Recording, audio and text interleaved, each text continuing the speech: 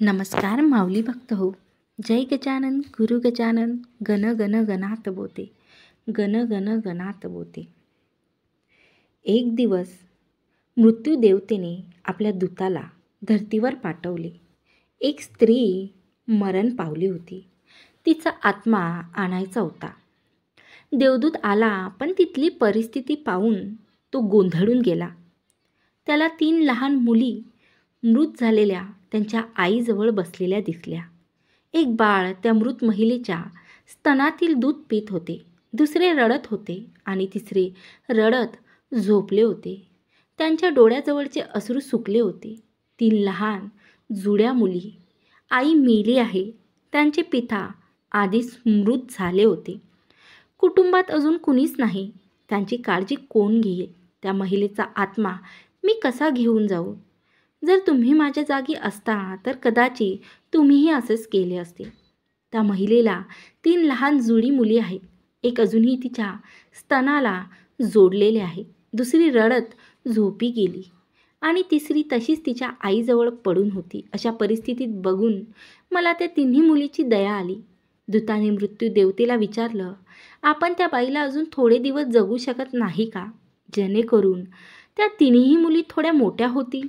हे सर्व ऐकून मृत्यूदेवता मोठ्याने हसले आणि म्हणाले, ज्या देवाने आपल्या इच्छेनुसार जीवन दिले त्या देवापेक्षा तू जास्त हुशार झाला आहेस.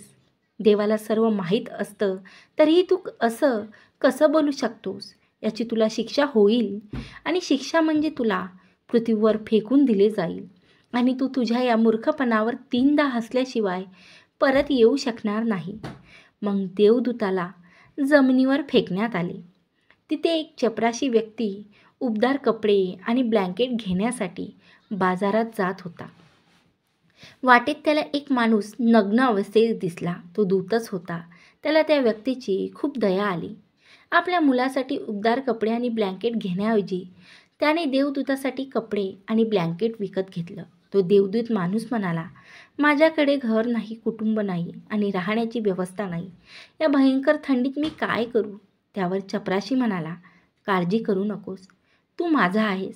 माझ्या घरी राहा, पण माझ्या मुलांसाठी आणि बायकोच्या कपड्यांसाठी आणलेल्या पैशातून मी तुमच्यासाठी ब्लँकेट आणि कपडे घेतले आहे आणि मी आता रिकाम्या हाताने घरी जातोय. त्यामुळे माझी पत्नी नक्कीच रागावेल. चांगली बोलू देत किंवा वाईट असेल, पण तुम्ही काळजी करू नका. काही दिवसातच सर्व काही ठीक होईल. चपराशी किंवा त्याच्या पत्नीला अजूनही माहिती नव्हतं की आपल्या घरी देवदूत आले आहे. यानंतर आनंदाचा महापूर येणार आहे. चपराशी दूताला घेऊन घरी पोचला आणि घडलेली सर्व घटना पत्नीला सांगितली. ती रागाने चिडली आणि खूप वाईट बोलून गेली आणि त्या दिवशी देवदूत पहिल्यांदा हसला. तेव्हा मोचीने देवदूताला विचारले, तुला हसायला काय झालं? तेव्हा देवदूत म्हणाला, जेव्हा मी 3 वेळा हसीन तेव्हा तुम्हाला सांगेन. देवदूत येताच घरात सुखाची हजारो दारे उघडणार होती, पण त्यात मोचीचाही दोष नव्हता. त्याला वाईट वाटत होतं, पण त्याला फक्त मुलांचे कपडे आणि ब्लँकेट्स गेलेले दिसत होते. काय हरवले त्याला दिसत होते, पण त्याला काय मिळाले ते त्याला दिसत नव्हते. मी देवदूत असूनही याची पत्नी आपल्यावर चिडत आहे हे बघून त्याला हसायला आले. 10 दिवसात मोचीने त्याचे सर्व काम देवदूताला शिकवले. अवघ्या 10 दिवसात आणि अवघ्या काही महिन्यातच तो खूप चांगल्या प्रकारे चप्पल बनवायला शिकला. त्याचे चप्पल खूप प्रसिद्ध झाले. पूर्ण देशभर ही गोष्ट पसरली की असे चप्पल, बूट इतर कोठेही बनत नाही. एक दिवस बादशाचा एक माणूस आला आणि म्हणाला की हे चामडे खूप किमती आणि मौल्यवान आहे. सहजासहजी कुठेही मिळत नाही. कोणतीही चूक करू नका आणि सम्राटासाठी यातून बूट बनवायची आहेत. मी पुन्हा एकदा सांगत आहे, बूट बनवायचे आहे, चप्पल नाही. त्यावेळी अशी प्रथा होती की माणूस मेला की त्याला चामड्याने झाकले जायचे. मोची देवदूताला म्हणाला की चप्पल बनवून तुम्ही चूक करू नका, अन्यथा तुम्ही खूप मोठ्या संकटात पडू शकता आणि हे बादशाचे काम आहे. पण तरीही देवदूताने चप्पलच बनवले. चप्पल बनवल्याचे पाहून मोचीला राग आला. तू आम्हाला फासावर चढवणार असं बोलून काठी उचलून तो देवदूताला मारायला लागला. मी तुम्हाला पुन्हा पुन्हा सांगितले होते की चप्पल बनवायची नाही, मग चपलाच का बनवली? देवदूत पुन्हा जोरजोरात हसला. तेवढ्यात एक माणूस सम्राटाच्या घरातून धावत आला. तो म्हणाला, बूट बनवू नका, चप्पल बनवा, कारण सम्राट मरण पावला आहे. भविष्य अज्ञान आहे हे त्याच्याशिवाय कोणालाच माहीत नाही आणि माणूस भूतकाळाच्या आधारे निर्णय घेतो. सम्राट जिवंत असताना बूट लागत होता आणि आता मृत झाल्यावर स्लीपरची गरज होती. तेव्हा तो मोची देवदूताचे पाय धरून माफी मागू लागला की मला माफ करा, मी तुला मारले, मला क्षमा करा. पण तो देवदूत म्हणाला, हरकत नाही, मी माझी शिक्षा भोगत आहे. पण तो आज पुन्हा हसला. मोचीने पुन्हा विचारले की हसण्याचे कारण? मी 3दा हसीन तेव्हा सांगेन. तो पुन्हा हसला, कारण आपल्याला भविष्य माहीत नाही. म्हणूनच आपण आकांक्षा बनवतो ज्या निरर्थक असतात, कधीच पूर्ण होणार नाही. अशा आकांक्षा, अपेक्षा आपण करतो जे कधी शक्य होणार नाही. ते आम्ही देवाकडे मागतो, कारण अजून काहीतरी वेगळं घडणार आहे असं आपल्याला वाटतं. आपले नशीब आपल्याला न विचारता फिरत असते आणि आपण विनाकारण मध्येच आवाज काढतो. स्लीपरची गरज असताना आपण बूट बनवून घेतो. मरण्याची वेळ जवळ येत असताना आपण जीवन व्यवस्थित करायला निघतो.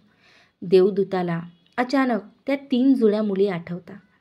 त्यांच्यासाठी भविष्यात काय आहे हे मला कसे कळेन?